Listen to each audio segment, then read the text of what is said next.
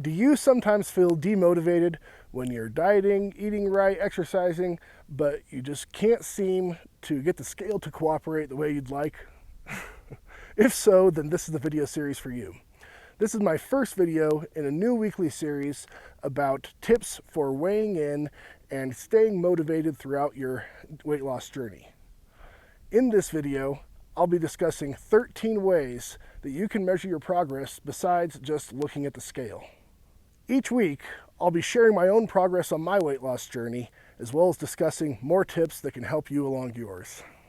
I'm John Clark with Burcanio BQ. This is your channel for weight loss insights, tips, and of course, tons of delicious, healthy recipes. Today, I'm filming from the absolutely gorgeous Juan Tabo Canyon in the northeast heights of Albuquerque, New Mexico, nestled just above the foothills of the Sandia Mountains.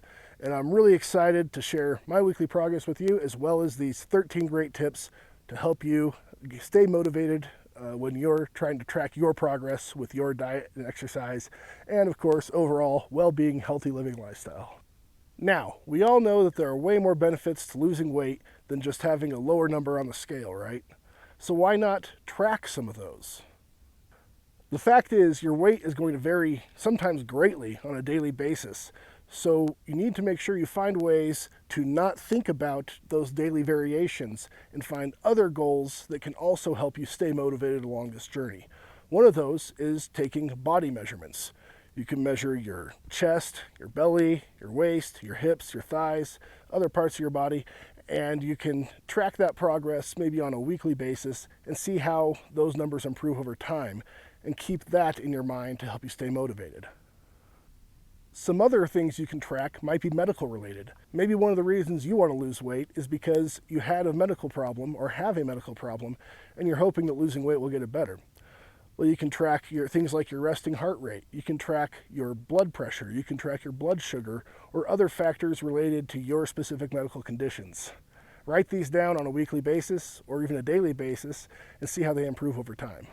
For me personally, one of my reasons for wanting to lose weight was having a high resting heart rate.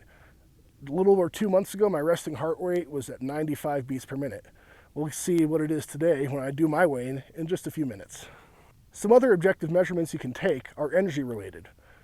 You can measure your average number of calories consumed each week, your average calories burned, or your average calorie deficit throughout the week. Now, let's see why you might want to do this. Your average calories consumed can be a good indicator of what will be your ability to maintain your ideal weight once you eventually do reach that. Because when we're at a higher weight, we burn more calories. The more weight you lose, the lower number of calories that you're going to burn each day with just your base metabolic rate. We'll get into what base metabolic rates are in later videos.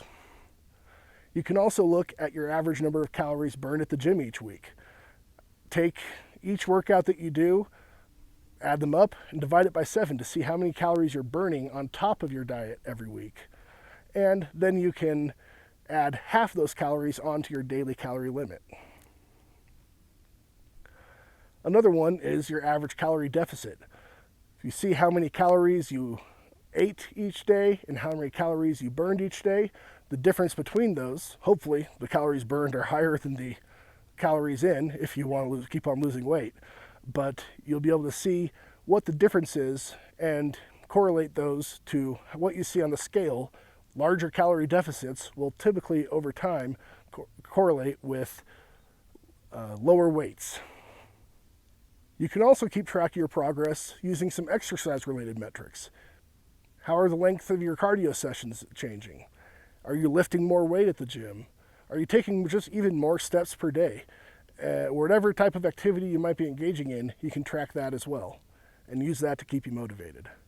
And finally, there are also a number of subjective ways that you can look at how you're progressing.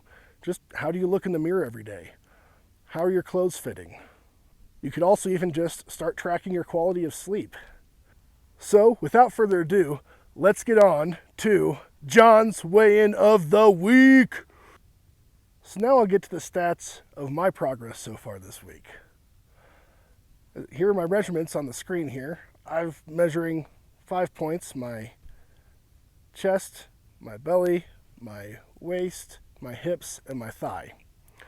And I'll just keep on tracking these every week, and when I have more data, I'll always compare my initial ones to my previous weeks to this week's. Same with all the rest of the stats.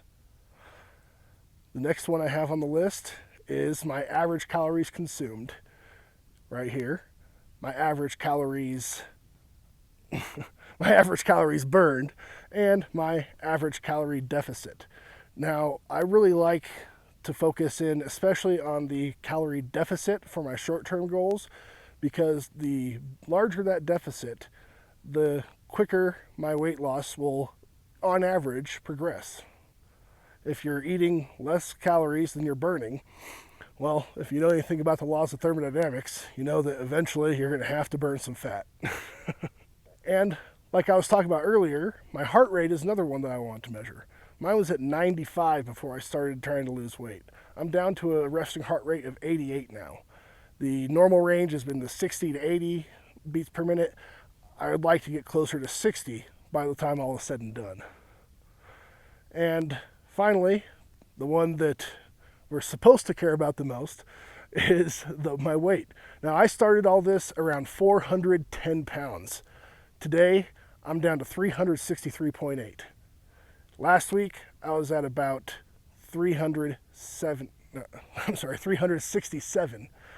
So with a weight loss of just over 3 pounds in a week, I'm happy. So every week, with John's Weigh-In of the Week, I'll be sharing more tips and discussing more topics that can help you stay motivated on your journey to living a healthier lifestyle. So I definitely encourage you to hit that subscribe button. If you're struggling with just even getting started on thinking about losing weight, I can't recommend enough to check out my playlist, my weekly series called Psychology of Weight Loss. And you can find that either in the card or at the end screen buttons for this video. In that, I discuss all the things that can hold us back from even getting started, and the things that can even make us stop after we do get started, and how to overcome those barriers. And of course, if you're looking for new foods to try on your diet, you can also check out all my delicious and healthy recipes from my healthy, low-calorie playlist. I have a low-carb playlist, and I'm adding new recipes every week. Once again, I'm John Clark with Bracanio BQ. Thanks for joining me and helping keep me motivated on my weekly weigh-in series, and I hope it helps you too.